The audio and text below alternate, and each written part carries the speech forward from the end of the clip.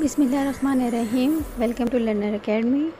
میرا نام ہما خان ہے اور میں کلینیکل سائیکالوجسٹ ہوں. ہمارا سبجیکٹ ہے کنزیومر سائیکالوجی اور آج کا ہمارا لیسن نمبر 1 ہے.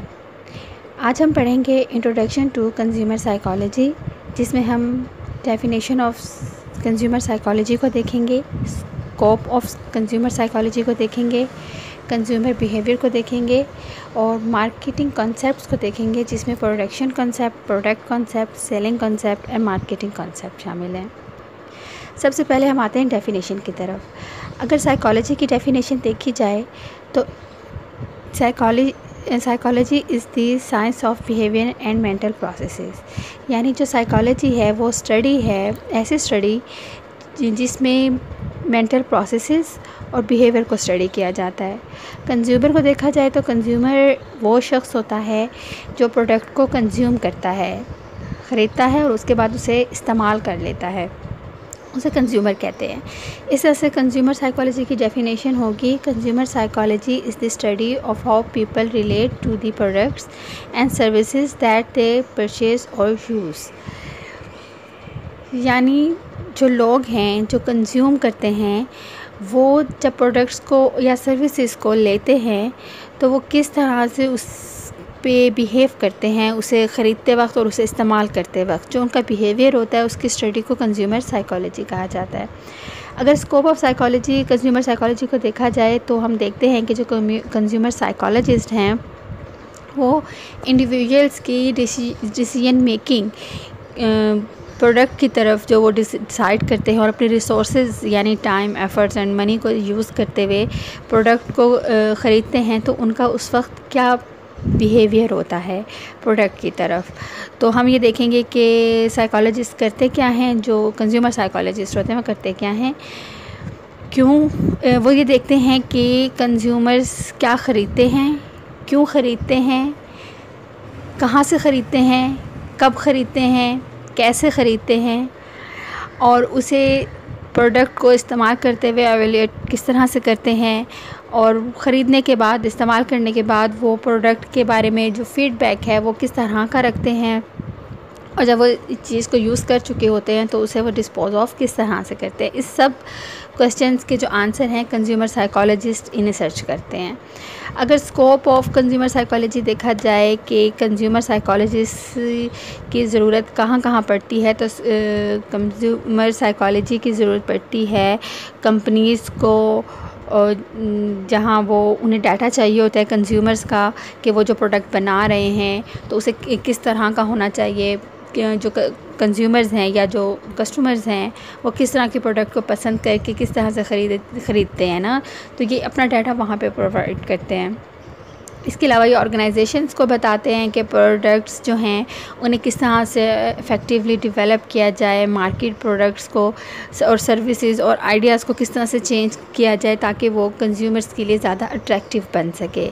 اس کے علاوہ جو کنزیومر سائیکالوجسٹ ہیں وہ گورنمنٹ ایجنسیز کو بھی ڈیٹا پرووائڈ کرتے ہیں، ان ایجنسیز کو جو رسپانسیبل ہوتی ہیں پروڈکٹ کی سیفٹی کے لیے، آئیڈینٹی آف برانڈ نیمز کے لیے، ایویلیویشن آف ایڈورٹیزمنٹ کلینز کے لیے.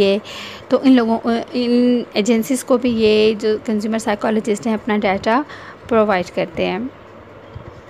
اب ہم یہ دیکھیں کہ کون کون سے فیلڈز جو ہیں وہ کنزیومر سائیکالوجی میں مرج ہو رہے ہیں. تو یہ ڈفرینٹ فیلڈز ہیں، آپس میں انٹر لنکڈ ہیں. لائک سوشل سائیکالوجی بھی کنزیومر سائیکالوجی کو افیکٹ کرتی ہے اور اس کا ڈیٹا آپس میں یہ یوز ہو سکتا ہے، یوز کر لیتے ہیں کنزیومر سائیکالوجسٹ نا. تو کوگنیٹیو سائیکالوجی ہے، ایڈورٹیزمنٹ ہے، مارکیٹنگ ہے. سوشل سائیکالوجی میں جو سوشل بیہیویئرز ہوتے ہیں، جو انسانوں کی تھاٹس ہوتے ہیں، مائنڈز ہوتے ہیں، وہاں سے یہ ڈیٹا کنزیومر سائیکالوجسٹ یوز کرتے ہیں تاکہ وہ بہتر ریزلٹس کو فائنڈ آؤٹ کر سکیں اور خود الگ سے ریسرچز نہ کرنی پڑیں، تو وہاں سے یہ ریسرچز کو یوز کر لیتے ہیں. اس طرح سے کوگنیٹیو ہیں جس میں جو مینٹل پروسیسز کو ریپرزینٹ کر رہا ہوتا ہے، انفارمیشن پروسیس کو بتا رہا ہوتا ہے کہ کس طرح سے انسان کسی بھی انفارمیشن کو یا کسی بھی انوائرمنٹ کے چینجز کو کس طرح سے رسپونڈ کرتا ہے، اس کا مینٹل پروسیس کیا ہوتے ہیں. تو یہ ڈیٹا بھی کنزیومر سائیکالوجسٹ کو چاہیے ہوتا ہے. ایڈورٹیزمنٹ اور مارکیٹنگ کی جو ٹیکٹکس ہوتی ہیں وہ بھی کنزیومر سائیکالوجسٹ کے لیے اٹریکٹیو ہوتی ہیں۔ اب ہم آتے ہیں کنزیومر بیہیویئر کی طرف کہ کنزیومر بیہیویئر ہوتا کیا ہے۔ کنزیومر بیہیویئر وہ بیہیویئر ہوتا ہے جو ایک کنزیومر اپنا شو کرتا ہے کسی بھی پروڈکٹ کو سرچ کرنے کے لیے اور اسے خریدنے کے لیے، پرچیز کرنے کے لیے، پھر اسے یوز کرتے وقت، ایویلیٹ کرتے وقت اور اسے ڈسپوز آف کرتے ہوئے جو بیہیویئرز وہ شروع سے اینڈ تک دکھاتا ہے، اس کی اسٹڈی کو کنزیومر بیہیویئر کہا جاتا ہے۔ کنزیومر بیہیویئر دو طرح کے ہوتے ہیں، ایک پرسنل کنزیومر بیہیویئر ہوتا ہے اور ایک آرگنائزیشنل کنزیومر بیہیویئر ہوتا ہے۔ پرسنل کنزیومر بیہیویئر میں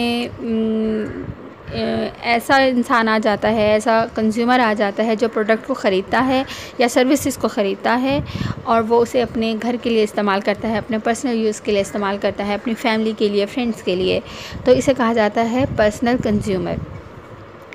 دوسرا ہوتا ہے آرگنائزیشنل کنزیومر۔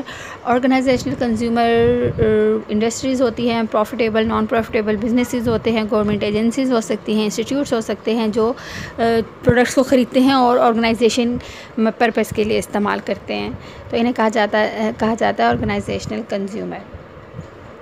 اوکے، اب ہم آتے ہیں مارکیٹنگ کنسیپٹس کی طرف کہ مارکیٹنگ کنسیپٹس کس طرح سے ڈیولپ ہے۔ 1950 میں جب بہت زیادہ مارکیٹنگ پہ کام ہو رہا تھا تو مارکیٹنگ کو لے کے بہت زیادہ ڈیولپمنٹس آ رہی تھیں، تو وہاں سے پھر یہ کنسیپٹس بنا تھا پروڈکشن کنسیپٹ کا۔